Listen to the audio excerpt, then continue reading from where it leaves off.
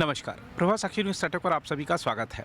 BJP ने आज India गठबंधन के नेताओं से सवाल किया है कि वो प्रधानमंत्री नरेंद्र मोदी पर अभद्र टिप्पणियां क्यों कर रहे हैं। हम आपको बता दें कि तमिलनाडु के मुख्यमंत्री, केरल के मुख्यमंत्री और कर्नाटक के एक मंत्री ने विवादित बयान दिया है। कर्नाटक के मंत्री ने तो कह दिया है कि यदि कोई युवा प्रधानमंत्री मोदी की जय जयकार करे या उनके समर्थन में नारे लगाए तो उसे थप्पड़ मारो। केरल के मुख्यमंत्री ने जो बयान दिया है उस पर आज बीजेपी के प्रवक्ता डॉक्टर सुधांशु त्रिवेदी ने सवाल उठाया है और कहा है कि ये विभाजनकारी मानसिकता आखिर क्यों है। हम आपको बता दें कि केरल के मुख्यमंत्री ने कहा था कि भारत माता की जय की बात हो, चाहे जय हिंद का नारा हो, ये सबसे पहले एक मुस्लिम ने लगाया था। इसी मुद्दे को लेकर आज बीजेपी ने एक प्रेस कॉन्फ्रेंस की। आज आपको दिखाते हैं डॉक्टर सुधांशु त्रिवेदी ने कैसे इंडिया गठबंधन के नेताओं पर हमला बोला है। लोकसभा चुनाव की प्रक्रिया जो आगे बढ़ती जा रही है, त्यों अपनी हार को निश्चय देखते हुए इंडी गठबंधन के नेताओं की निराशा, हताशा और कुंठा इस तथाकथित मोहब्बत की दुकान के अंदर से एक जहरीली जुबान के रूप में सामने आती जा रही है। पहले भी प्रधानमंत्री श्री नरेंद्र मोदी जी के प्रति एहसास कमतरी यानी इंफीरियरिटी कॉम्प्लेक्स, ईर्ष्या और ग्लानि के कारण अनेक प्रकार के आपत्तिजनक, अभद्र, निंदनीय बयान दिए गए। परंतु अब ऐसा प्रतीत होता है कि इस तथाकथित मोहब्बत की दुकान में सिर्फ जहरीले सामान ही नहीं है, ये किसी सियासी फरमान का हिस्सा है। मतलब there is a possibility of a political dictate which is being given from the top to carry on giving these type of dastardly statements, not only against Prime Minister Shri Narendra Modi ji, but going to the extent of creating a divisive mindset among the people of the country. यानी अब सिर्फ प्रधानमंत्री श्री नरेंद्र मोदी जी के प्रति अवमानना और इसके बयान से आगे बढ़कर भारत के अंदर विभेदकारी, विभाजनकारी और राष्ट्र के विरोध तक जाने वाले, राष्ट्र की एकता पर आघात करने वाले बयानों तक आ गए। और कई बार ये लोग किस प्रकार का ज्ञान देते हैं, यही समझ से परे है। देखिए देश को कैसे भ्रमित करने का प्रयास करते हैं। अभी केरल के मुख्यमंत्री श्री पिनारी विजयन ने सीए के ऊपर बोलते बोलते एक बहुत विचित्र बयान दिया। यह बयान जितना विचित्र है उतना ही स्पष्ट इसकी मानसिकता है। उन्होंने कहा कि भारत माता की जय और जय हिंद के नारे पहले दो मुसलमानों ने लगाए थे, इसलिए क्या इस नारे को त्याग देंगे? पहली विभाजनकारी मानसिकता यही है कि यह भारत माता की जय और जय हिंद के नारे एक भारतीय ने लगाए, यह नहीं दिखाई पड़ता है, उसमें हिंदू और मुसलमान दिखाई पड़ता है। दूसरी बात, उन्हें यह भी नहीं पता है कि जिसका उल्लेख वो कर रहे थे वो दीवान अजीमुल्ला खां, नाना साहब पेशवा बाजीराव द्वितीय के दीवान थे, उस पेशवाई साम्राज्य के जिसे भारत के इतिहास में हिंदू पद पातशाही कहा जाता है। तो देखिए आधा अधूरा ज्ञान, टकराव करने के लिए सब कुछ। तो मैं इंडी गठबंधन और कम्युनिस्ट पार्टी और श्री पिनारी विजयन के ज्ञान में और अभिवृद्धि करते हुए बता देना चाहता हूं कि वंदे मातरम जो आनंद मठ में लिखा गया, उसका सबसे पहले राजनीतिक मंच के ऊपर जो गायन हुआ वो 1895 में कांग्रेस के कलकत्ता सेशन में हुआ और जिसकी अध्यक्षता रहमतुल्लाह अहमद सयानी ने की थी। यही तो मैं कहना चाहता हूं, ये सब भारत की एकता के प्रतीक थे, मगर सियासत के मकड़ जाल में इन लोगों ने इन चीजों को इस रूप में प्रस्तुत कर दिया कि भारत की एकता के प्रतीक उद्घोषों को सांप्रदायिकता का प्रतीक बनाने का प्रयास किया। और जो चाल 100 साल पहले थी वो आज 100 साल बाद भी वही फितरत है। कृपया भारत की एकता और भारत के गौरव के उद्घोषों के ऊपर विभाजनकारी राजनीति से परहेज करना चाहिए। और पुनः मैं कह रहा हूं, इंडी गठबंधन इस बात का जवाब दे पूरी बात की, ये आई कहां से। और मैं पुनः कहना चाहता हूं, उससे भी आगे बढ़कर, जिस भारत माता की जय और वंदे मातरम की बात कहते हैं, पहले तो पता नहीं उनको शायद वो लेफ्टिस्ट ही ज्ञान है। अरे भाई, ऋग्वेद के पृथ्वी सूक्त में लिखा हुआ माता भूमि पुत्रो हम पृथिव्या, ये धरती हमारी माता है, ये देश हमारी माता है और हम इसके पुत्र हैं। गीता भी माता है, गंगा भी माता है, गौ भी माता है, भारत भी माता है, धरती भी माता है, मगर कम्युनिस्टों को उसमें कुछ और नजर आता है। तो इसलिए अब यह सवाल स्वाभाविक रूप से बन जाता है कि इंडी गठबंधन के नेतृत्व के लोग इस बात का जवाब दें। अब आप आइए दूसरे राज्य पे। तमिलनाडु के मुख्यमंत्री एमके स्टालिन साहब ये कहते हैं कि तमिलनाडु के लोगों को उनके लिए वोट करना चाहिए और प्रधानमंत्री श्री नरेंद्र मोदी जी के प्रति उनके मन में, अब तो मैं ये भी कहूंगा, सिर्फ अवमानना नहीं है, असुरक्षा का भाव आ गया है। I want to make it very clear that now the statement of Sri M.K. Stalin, who is trying to portray that Sri Narendra Modi ji is not working to the interest of Tamil Nadu people, is derived not only from the motive of having disrespect towards Prime Minister, but rather than it signifies a sense of insecurity in him. Because at present, Prime Minister Shri Narendra Modi is the most popular leader even in Tamil Nadu. और मैं fact के रूप में बता देना चाहता हूं, भारत के इतिहास में पहली बार ऐसा हुआ है।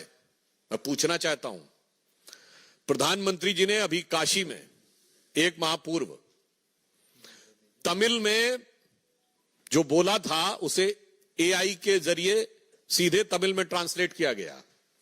मैं विनम्रता और चुनौती से डीएमके से पूछना चाहता हूं कि आज तक कभी किसी भारत के प्रधानमंत्री की स्पीच रियल टाइम में जो हिंदी भाषी क्षेत्र में दी गई हो, तमिलनाडु में नहीं, हिंदी भाषी क्षेत्र में दी गई स्पीच तमिल में ट्रांसलेट की गई है? अगर की गई हो तो बता दें। यह प्रधानमंत्री जी की राष्ट्रीय एकात्मता के प्रति भाव का प्रतीक है। क्या काशी तमिल संगम और सौराष्ट्र तमिल संगम कभी हुआ? आज भारत की राजधानी दिल्ली में गौरव का प्रतीक जिसमें G20 हुआ, उस भारत मंडपम के बाहर नटराज की जो मूर्ति लगी है, यह तो तंजावुर की से निकली हुई नटराज की वह मूर्ति है जिसे तमिल संस्कृति में सबसे गौरव का प्रतीक माना जाता है। इसलिए मैं कहना चाह रहा हूं कि आज आप भी चाहें तो नमो ऐप पे जाके चेक भी कर सकते हैं, सभी भारतीय भाषाओं में रियल टाइम ट्रांसलेशन उनकी स्पीच का अवेलेबल है। भारतीय भाषाओं के प्रति जो सम्मान और उनके विकास के लिए जो कार्य प्रधानमंत्री मोदी जी ने किया है, शायद ये इन नेताओं के मन में असुरक्षा का भाव उत्पन्न करता जा रहा है। और हम ये भी पूछना चाहते हैं, आज तो आप उस कांग्रेस के साथ हैं जिसने एक नहीं अनेक बार तमिलनाडु में सरकार बर्खास्त की। श्री एमके स्टालिन कृपया बताएं कि 1998 में अटल जी की सरकार आने से पहले डीएमके की कौन सी सरकार अपना कार्यकाल पूरा कर पाई थी?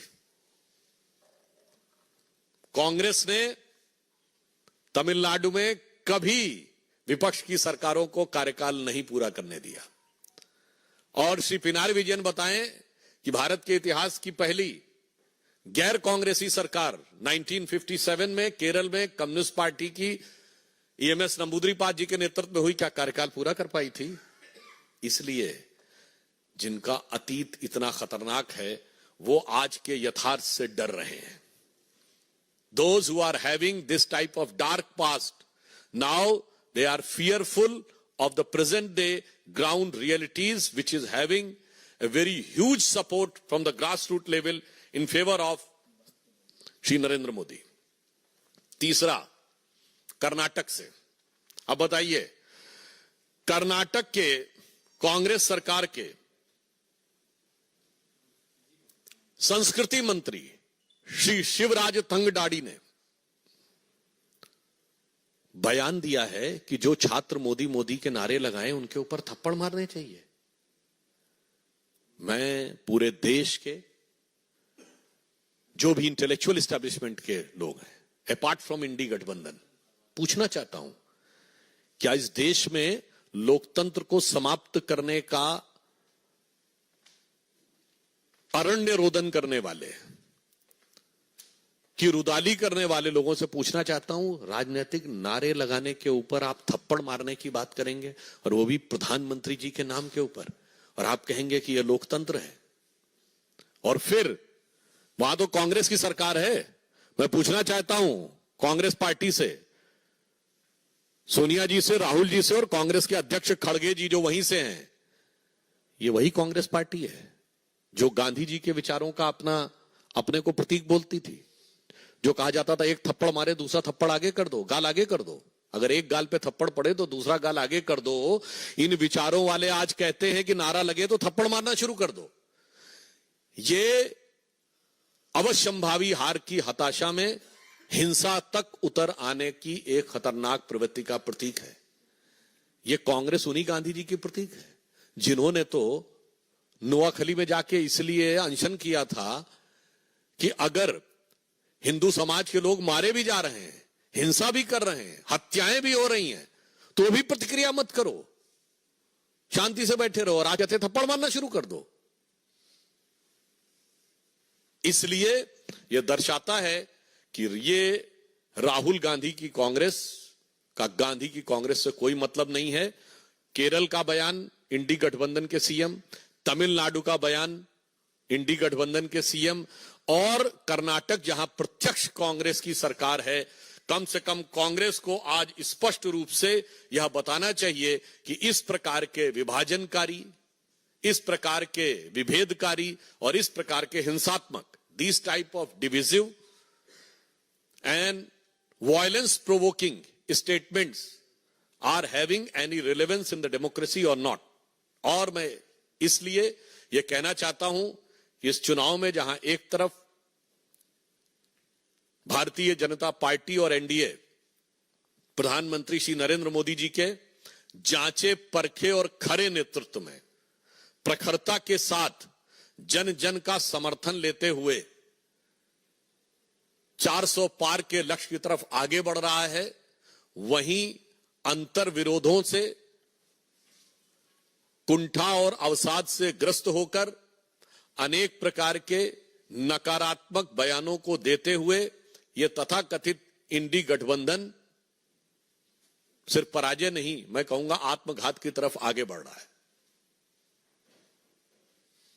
इसलिए मैं अंत में सिर्फ यह कहना चाहता हूं कि हम एक भारत श्रेष्ठ भारत पर विश्वास करते हैं। सारा भारत आज एक नए स्वरूप में आगे बढ़ रहा है। आज से तो हिमाचल मोदी जी के नेतृत्व में भारत एक नई करवट लेता हुआ दिख रहा है, और भारत की युवा पीढ़ी बहुत स्पष्ट रूप से देख रही है कि उसकी आकांक्षाएं इस नई राजनीति के साथ हैं। ये पुराने जमाने की घिसी पिटी राजनीति, वर्ग, जाति, क्षेत्र में विभाजन करके व्यक्तिगत स्वार्थ और अहंकार को साथ में रखकर चलने की राजनीति अब पूरी तरीके से आउट ऑफ डेट, यानी कालबाह्य हो रही है, वो उसके साथ खड़े हैं। तो मैं देश की जनता से सिर्फ यह आह्वान करना चाहता हूं कि इन चुनावों में ऐसी प्रतिगामी शक्तियों, यानी ऐसी रिग्रेसिव फोर्सेस को बिफिटिंग रिप्लाई दें, समुचित प्रत्युत्तर दें, और मोदी जी के पक्ष में इस रूप में खड़े हों कि अरुण गगन पर महाप्रगति का अब ये मंगल गान उठा, करवट बदला, अंगड़ाई ली, सोया हिंदुस्तान उठा। अगर आप भी लेना चाहते हैं देश दुनिया की तमाम जानकारी, तो आज ही सब्सक्राइब करें हमारे चैनल को। साथ ही नीचे दिए बेल आइकन को जरूर दबाएं ताकि हर अपडेट आप तक पहुंच सके।